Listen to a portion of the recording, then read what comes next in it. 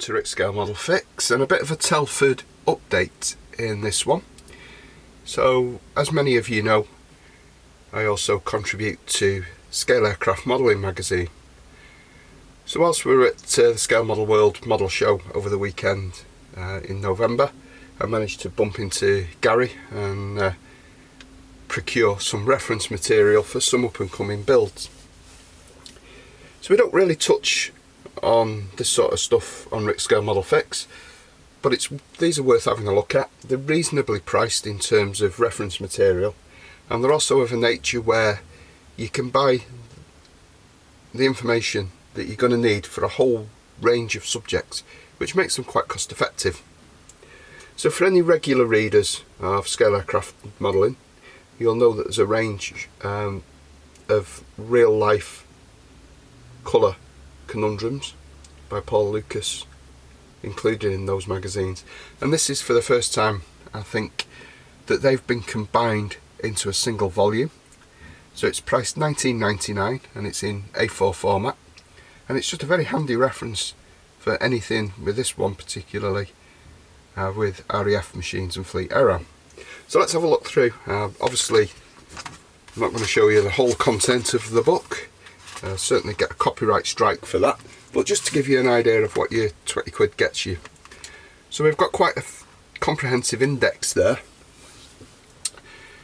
So it's going right through from before the Air Force was concepted, right through to the Phantoms, and then we've got a page at the back of the booklet of updates.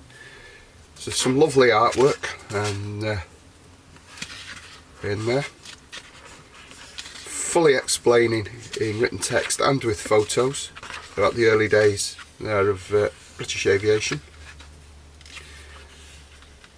We've got some colour swatches at the bottom, obviously relying on printed format and colour reproduction from the camera. And then we've gone to the day flying scheme, blues, reference to Vallejo paints, Middle East schemes, all printed on heavy glossy paper. A bit of back history as well, and like I said, some lovely profiles of the machines and aircraft there, and it might just bring you some sort of different thoughts about the reasons and the misconceptions of some of the British colours. So I shall, for one, will be sitting down with this with a cup of coffee and having a read from cover to cover. So no matter really what area of British aviation you're interested in, I think there's something for everybody in here. So from, like I said, culminating with sort of the Phantom in the 70s. Bit of an update at the back and obviously advertising. So there we go, so that's the first one that I managed to pick up. So that's the Colour Conundrum #1 by Paul Lucas. Well worth, I think, the asking price, and that's got a place in your book, on your bookshelf. It's going to last you quite a while, depending if obviously on your areas of interest. So as you know, Airfix have recently released a Tiger Moth, quite a while ago now. A build that I've hung back on because really not familiar with the type, whilst I know it was in existence. So again, picked up courtesy of Guideline Publications and Scale Aircraft Modelling magazine, picked up the Warpaint Series 101, and this one is priced at about $14.50, and again it's got some lovely text and profile pictures explaining the difference in some of the type and marks and models of the Chipmunk. It's got some lovely reference shots in most of the colour schemes that I can think of off the top of my head that I might include or want to include. So it's just a handy reference material, and we've got some scale plans in the centre section there as well, and they are drawn to 1/48 scale. Not that I'm one of those that's going to start putting plastic parts on top of these to check the accuracy of the Airfix kit. I'll leave that up to you guys. So another interesting read, and one that's going to certainly come in useful when I tackle the Airfix kit.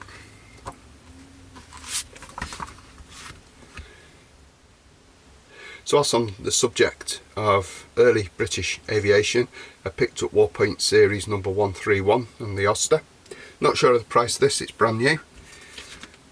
No 48 scale kit available, but I do believe the A to Z did on Oster in 72nd. So again, following on from the Tiger Moth, we got some lovely colour reproduction artwork there on heavy glossy paper. Some walk round images, and I think this one's got scale plans in as well. So maybe not. I'm not sure whether all the Warpaints have those scale plans. Let's have a quick flick. So we've got some lovely interesting colour schemes on that aircraft, and there are scale plans included. So that's another valuable reference material and quite an affordable price. So that's Warpaint series number 131 of the Oster. So the last of the whole of the reference material from Guideline Publications is Warpaint series number 123 and the Chipmunk. Now, as we all know, Airfix have just brought us a 48 scale model. So these are going to feature on, hopefully, on Rick Scale Model Fix during 2022. I intend to do something a little bit special with the Chipmunk, but again, it's early British aviation that I'm not too well up on. I tend to prefer late war fighters, twin engine bombers, Cold War era and modern jets. So a little bit out of my comfort zone, but nonetheless something I'm looking forward to building. However, I did need some reference material, hence the acquisition of this bucket. So priced at around £14. It follows the vein of the others that we've just looked at, with some lovely historical text and fantastic colour artwork. A lot of colour schemes and profiles. Just quickly flicking through, we've got some scale plans drawn to, doesn't actually say scale, is 1/48, so it's there in the centre. So just having a quick flick through.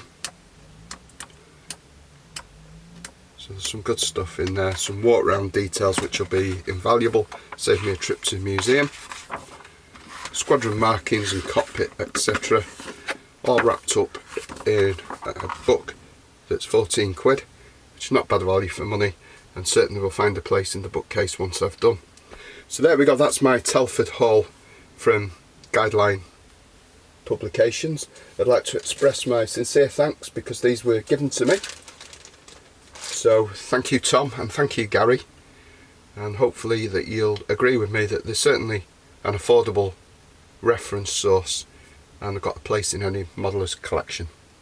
So from me, please look after yourselves, stay well and take care.